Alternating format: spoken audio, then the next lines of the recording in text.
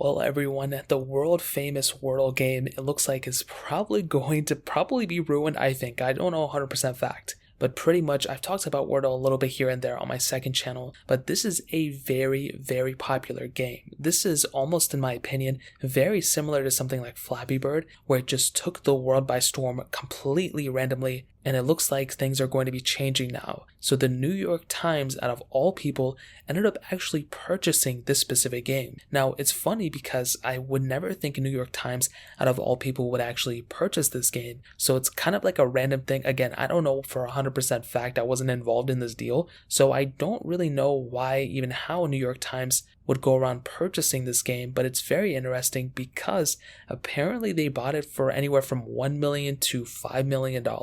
It was said that it was probably a low seven-figure deal, but in my opinion, for how popular this game is right now, I think that was kind of a steal, to be honest. Now, I don't know what the New York Times are going to do with this specific game.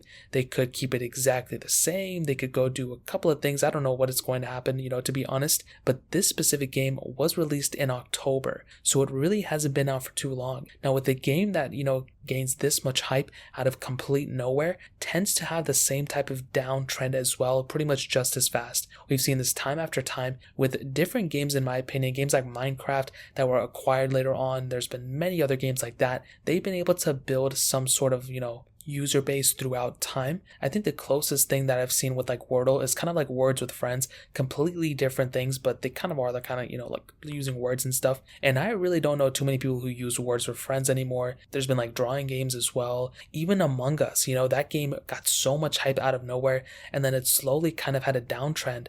And now with a, magazine and like news publisher like the New York Times, I don't know what they're going to do with Wordle. The worst thing, in my opinion, that could potentially happen is if people end up going to that specific domain name, the program language, whatever it was, powerlanguage.co.uk, and they go to that Wordle website, and that Wordle website will just tell them, hey, we no longer own it. You have to go to this website to actually access it. And that could actually end up ruining people's experience with Wordle if they get transferred over to a different website, because they just probably got so accustomed to using it on that Wordle website. But another thing, in my opinion, is if the New York Times ends up putting it behind a paywall. If that ends up happening, I could see tons of copycats of Wordle, and those will probably end up, being posted everywhere on the App Store and all those other things too. So I'm curious to see what the future of Wordle is. I haven't played this game like crazy, but it's super fascinating how popular this game came out of nowhere, and it's pretty much taking the world by storm. So that pretty much covers it. If you guys have any other questions or anything like that,